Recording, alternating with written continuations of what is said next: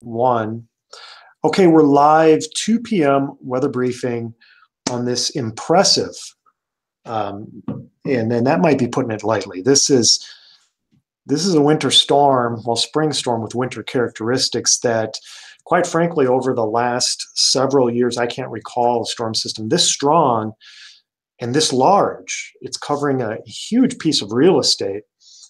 And what's really fascinating about this storm system is that it appears it's going to keep its intensity for several days here, which is a surprise to me. I was thinking that this storm system would probably lose some of its punch later in the day tomorrow and into Sunday, but instead, guidance is hinting that the storm system is going to keep its intensity even through Sunday morning and afternoon. Hence the reason why I believe that we're going to have to hang on to accumulating snow here in southern Minnesota and western Wisconsin through much of the day on Sunday.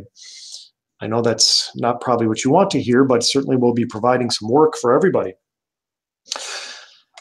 Okay, what you're seeing right now is the radar summary, upper Midwest and northern plains states. And first thing I want to show you and point out to you is look at what's happening over southeastern South Dakota. These are thunderstorms, okay? These are thunderstorms that are containing heavy rain and sleet, okay? And the trajectory of these storms is very similar to the showers and even some storms that went through the Twin Cities in southeastern Minnesota late this morning, early this afternoon. The trajectories to the east and northeast, so there's pretty much no doubt that some of these storms, as long as they keep their intensity, which they should, are going to continue to move and develop east and northeast into the Twin Cities Metro, Rochester, Eau Claire, basically the whole region. And I do expect the majority of that precipitation, that would be later this afternoon and evening, to fall in the form of liquid or ice. Okay, but I want you to focus on what's happening here in east central South Dakota. Basically just the greens, not the reds and yellows, because the reds and yellows are indicative of rain or sleet. But this more widespread green area, that's snow now that's breaking out over east central South Dakota. And it's really snowing gangbusters over about the western half of South Dakota and then the panhandle of Nebraska. And I want you to just kind of put this piece of geography in your mind for when we look at model guidance here throughout this broadcast. Look at where this snow is located. Again, much of South Dakota now, except for southeastern South Dakota and the panhandle of Nebraska. All right, so keep that in mind. All right. This is future radar from the NAM-NEST computer model guidance, and let's just go to what it expected to be at 2 o'clock this afternoon, and it's really got a pretty good idea, and it's doing a very nice job of depicting where the snow and the rain and the sleet is located. A little overdone here in Iowa, which isn't a surprise, but that just tells me that at least the environment here in southern Minnesota and western Wisconsin, northern Iowa is ripe for precipitation development. So don't be surprised when the radar lights up quite a bit more later this afternoon and evening, okay? Because there will be rain and ice the way it appears from the Twin Cities on south. And we'll get into this more a little bit later, but I do want you to focus on this, on the northern end of this band of precipitation. The NAM-NEST computer model guidance is showing snow. I am a little worried that a very narrow corridor, maybe 20 to 40 mile wide band of snow, is going to develop late this evening and overnight, very near the Twin Cities Metro. Here's the Twin Cities Metro, okay? So it's very likely, I would say, that at least some snow mixes in with the rain, and it could be all snow in a very narrow strip overnight near or in the Twin Cities Metro. So that's kind of a caveat here to how much snow we are going to get in southern Minnesota and western Wisconsin, because I think it's all going to depend on if snow develops tonight. But we'll get into that more in just a little bit. All right, sometimes it's best to really just take a look at a storm system and marvel at it. And that's really what I'm doing here, because this is a visible satellite loop over the upper Midwest, basically over the whole north central portion of the United States. This is a beautiful, beautiful looking storm system right now that no doubt, as you can tell, is pinwheeling now right over Nebraska. Here's the center of mid and upper level circulation. And that's something we're going to need to pay attention to here over the next 24 to 48 hours is where does this pinwheeling mid-level circulation, where does it track? Because on the northern and northwestern edge of that mid-level circulation is where you get the heavy snows, and you can see really just the beautiful cloud development over the panhandle of Nebraska, much of South Dakota. That's indicative. These bumpy white clouds are indicative of heavy snow. What I also want you to focus in on is right here, this clear area or dark area in the visible satellite loop, that's a dry slot. I've been talking about this quite a bit over the last couple of days, but this dry slot is important because how far north this dry slot drives over the next 24 hours is going to also determine where that snow, at least snow, sets up, because it usually likes to set up on the northern and western edge of the dry slot. So that's something to keep in mind. And when we look at the jet stream structure later on in this broadcast, you're going to see that the jet streak is located right where this dry slot is. And lo and behold, by the way, look at the intense thunderstorms now developing over Oklahoma and Kansas right now. This is going to be a severe weather outbreak that's going to contain tornadoes and strong damaging winds as these storms continue to press east and north. And then eventually that moisture is going to pinwheel up into southern Minnesota. All right, this is, like I said, a beautiful looking storm system. Look at how wide of an area, expansive area of the United States now that it is covering. And this is the infrared satellite loop. And where you see the yellows and the oranges, those are cooling cloud tops, indicative of a strengthening storm system and strengthening storm cells. So no doubt that South Dakota, not only right now, but certainly later this afternoon and evening, South Dakota is going to get hammered with snow because these storm cells are increasing in intensity over north central Nebraska and into South Dakota. And you can even see some of those cells now poking into southwestern Minnesota. Hence, I expect southwestern Minnesota to get in on the snow later this evening. For us, there seems to be a lull in the precipitation, but I do expect this area of Iowa and southern Minnesota to develop and to explode in precipitation later on this evening. And again, I expect the majority of this to be liquid or ice. All right. Another beautiful shot of this storm system from the satellite loop shows you this dry slot now extending from New Mexico, southern New Mexico, through the panhandle of Texas and then right up into Nebraska. And again, right on the northern edge of that dry slot is where precipitation, especially snow, likes to develop. All right, and then here are these strong to severe thunderstorms now quickly gaining strength over Oklahoma and Kansas. That's the moisture that's going to be funneling up into southern Minnesota and western Wisconsin as we go through the next 24 to 48 hours. But this dry slot, which is indicative of the orange colors, again, is something that we're going to need to watch out for, and that is where that jet streak that I've been talking about is located. So I'm throwing a lot at you, but I think this is worth talking about. Okay, European computer model guidance. Let's get back to that in just a little bit. Here's the jet streak on the European computer model guidance, and there's that dry slot that I was talking about. Okay, so let's look at that. There's the jet streak with a dry slot, and right here, this on the nose and on the northern fringe of that dry slot and of this jet streak is where snow likes to develop. All right, now let's put this jet stream into motion, or at least let's forward it several frames. Here's Saturday morning. This is why I don't think we're going to get much snow between now and Saturday morning, because that jet streak is still located right up to near the Twin Cities in southern Minnesota. Okay, that would place then the heavy snow right in this area here. Okay, just on the western and northwestern edge of this jet streak or dry slot. Okay, now let's forward this again to midnight Saturday. And you can now see that this dry slot and this jet streak has now moved east. All right, here it is. Moisture still streaming north.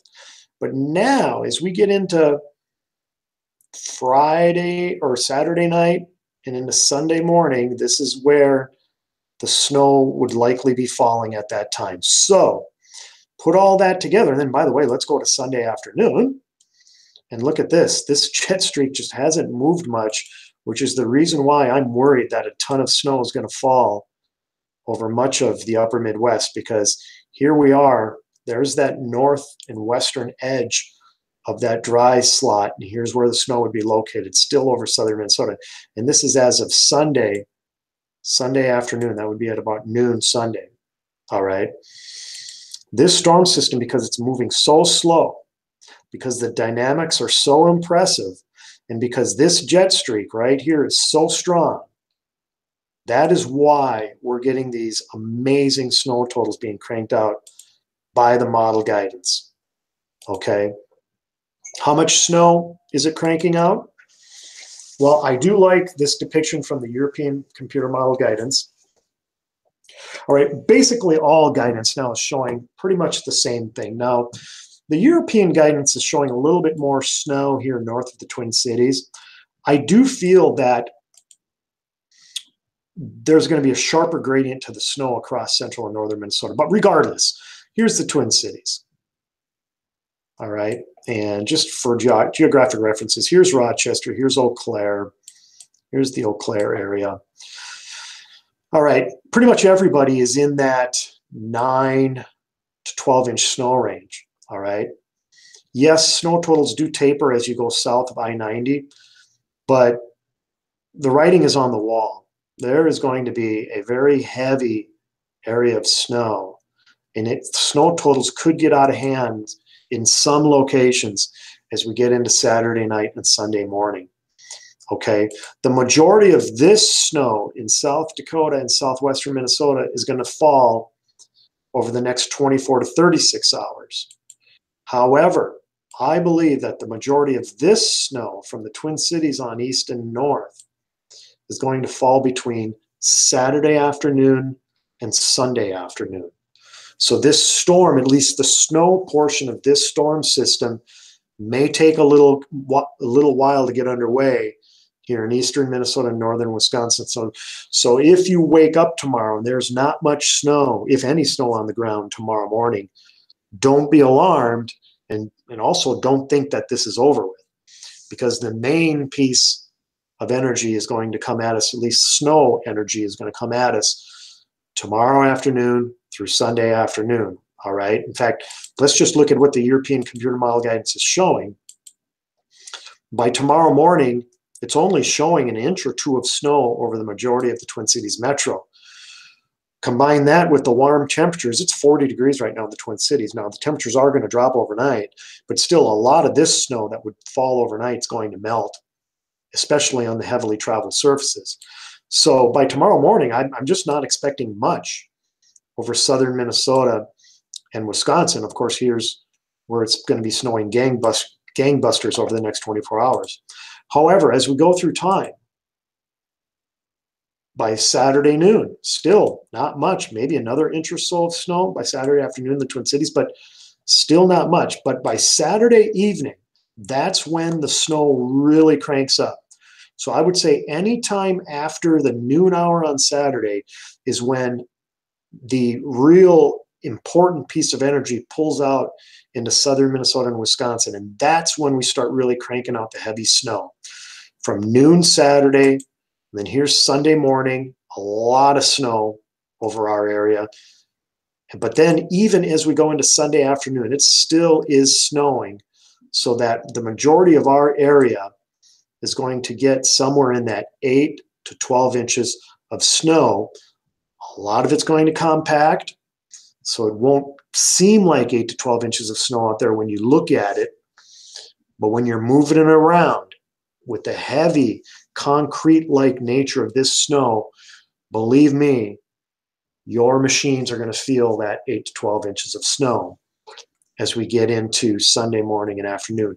I expect all snow to slowly come to an end Sunday evening, but this thing has the potential to linger.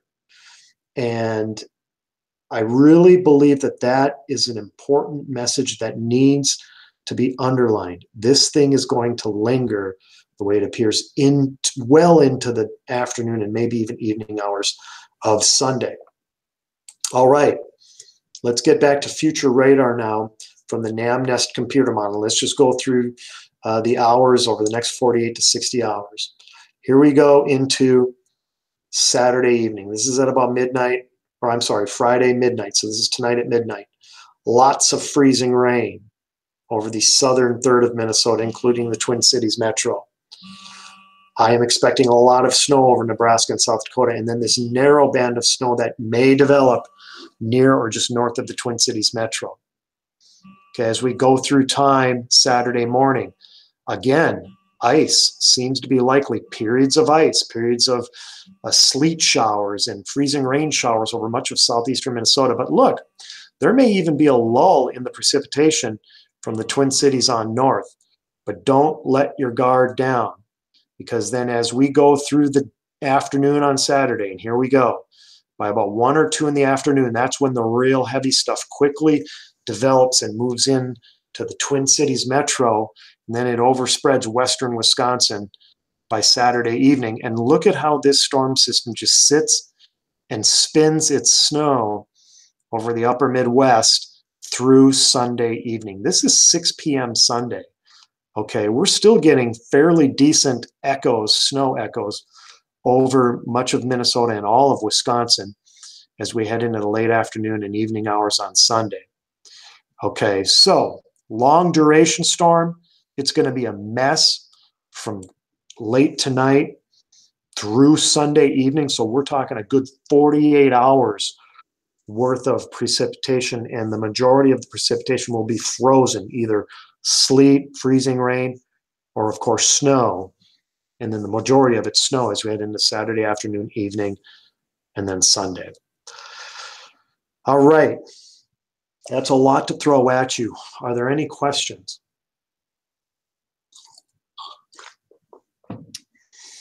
I will be updating everybody, of course, as we go through time. Evening model guidance comes down, again, around 9, 10 p.m. So you can be expecting an update late tonight, probably somewhere between 9 and midnight. I don't expect the evening guidance to change too much, but I definitely am going to need some time to sit down and really digest that guidance tonight. So be expecting an update probably between 10 and midnight tonight. And then we'll be hitting this hard with you guys tomorrow and giving you as many updates as possible during the morning and afternoon and evening hours tomorrow. Okay, if there are no questions, I'm going to let you go. Take care. Good luck out there. This is unprecedented. I've never seen anything like this before. Such a large piece of real estate covered by such a massive storm system in mid-April, but it is what it is, and that's just what we're up against. And I think when it all comes down to it, April of 2018 is going into the record books as not only the coldest April ever on record, but probably the snowiest over southern Minnesota and western Wisconsin. Take care, everybody. Bye-bye.